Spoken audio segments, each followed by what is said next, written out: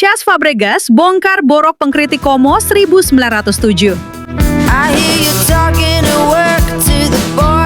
Sejarah baru saja dipahat di tanah Lombardia. Sebuah klub yang 2 tahun lalu masih merangkak dari Serie B, kini resmi mengunci tiket kompetisi Eropa. Como 1907, tim yang dimiliki oleh pengusaha asal Indonesia Grup Djarum, berhasil melangkah ke panggung kontinental. Namun, tepat di tengah pesta pora yang begitu bising, suara-suara sumbang mulai bermunculan dari sudut-sudut sepak bola Italia. Komentar miring mencuat. Mereka sukses hanya karena uang. Ini hanyalah proyek Moneyball dari konglomerat Asia. Mendengar timnya direduksi hanya sebatas urusan lembaran kertas uang, sang alenatore Cesc Fabregas tidak tinggal diam. Dengan nada tenang namun menusuk, legenda Spanyol ini melempar bom kebenaran yang membungkam para pengkritik. Fabregas berkata, "Bukan soal duit. Jika Anda melihat struktur gaji pemain kami, Como bahkan tidak masuk dalam urutan 10 besar klub di Serie A." Pernyataan ini bukan sekedar pembelaan emosional. Ini adalah sebuah tamparan keras berbasis data. Bagaimanakah dinamika di balik layar pengelolaan Como 1907 yang sebenarnya? Apakah mereka benar-benar tim sultan yang manja atau justru sebuah mahakarya taktik yang efisien? Mari kita bongkar.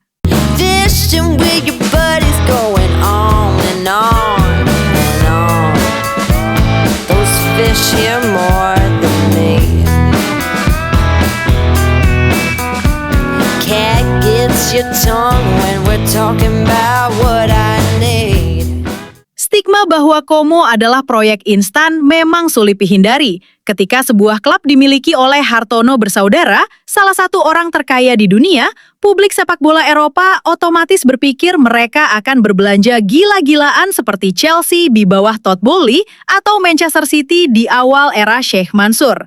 Tetapi manajemen Como memilih jalan yang berbeda, jalan yang sunyi, penuh perhitungan, dan sangat terstruktur.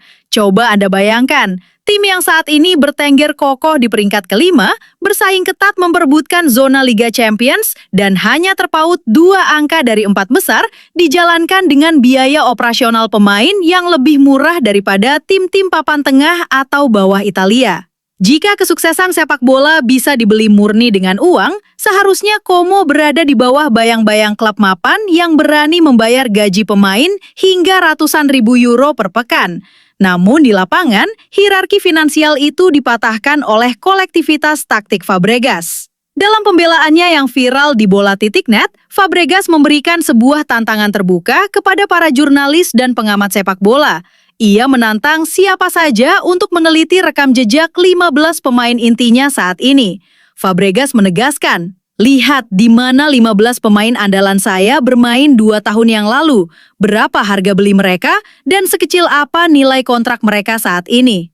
Jika kita bedah skuad Como, tantangan Fabregas adalah sebuah fakta telanjang. Manajemen Como bersama direktur klub tidak berburu pemain bintang yang sedang berada di puncak popularitas dengan harga selanyit. Mereka berburu pemain yang memiliki 2 karakteristik utama, rasa lapar akan kemenangan dan kerendahan hati untuk belajar. Mereka mendatangkan pemain veteran yang syarat pengalaman namun kontraknya habis, seperti Alberto Moreno yang menjadi pahlawan kemenangan melawan Parma. Mereka juga memadukannya dengan pemain muda potensial dari kasta kedua yang tidak dilirik oleh pemandu bakat klub raksasa. Pemain-pemain ini datang ke Como bukan untuk mencari cek gaji besar di hari tua, melainkan untuk menebus karir mereka di bawah bimbingan salah satu gelandang terbaik dalam sejarah sepak bola modern. Komitmen menjaga kesehatan finansial klub tidak hanya dituntut dari para pemain, tetapi dicontohkan langsung oleh sang manajer.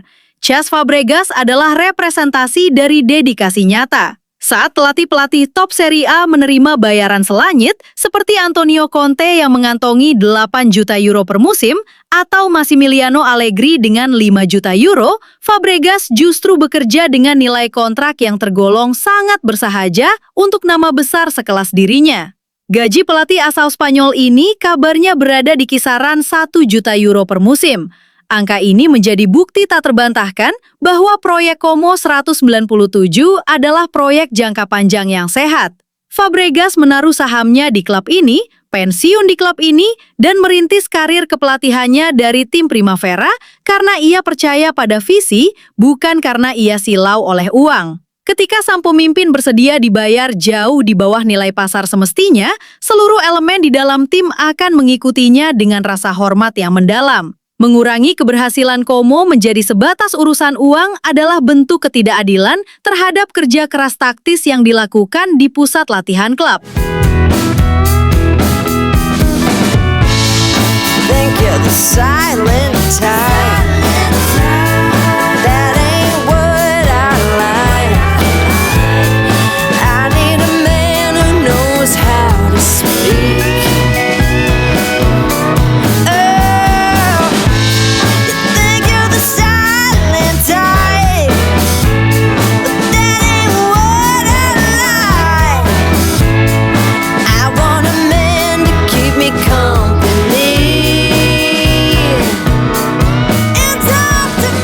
Di bawah asuhan Fabregas, Como bertransformasi menjadi tim yang sangat pragmatis namun mematikan. Mereka adalah tim yang terorganisasi dengan sangat rapi.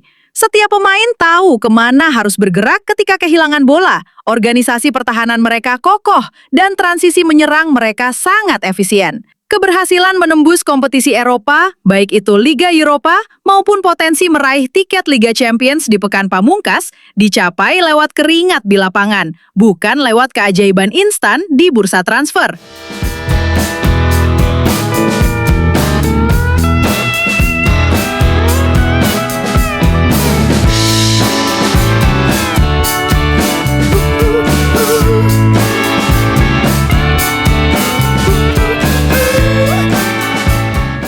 Seperti yang dilaporkan oleh harian Masa ID, Fabregas menyatakan bahwa musim ini adalah periode paling spesial dan monumental dalam sejarah panjang Como, dan pencapaian besar itu lahir dari struktur organisasi yang sehat, taktik yang matang, serta eksekusi. Pada akhirnya, Como 1907 dan Cesc Fabregas telah menetapkan sebuah standar baru di sepak bola Italia, bahkan Eropa. Mereka membuktikan bahwa uang memang penting sebagai fondasi awal, tetapi visi yang jelas, pengelolaan keuangan yang bijak, serta strategi rekrutmen yang tepat adalah kunci utama untuk meruntuhkan dominasi para raksasa tradisi.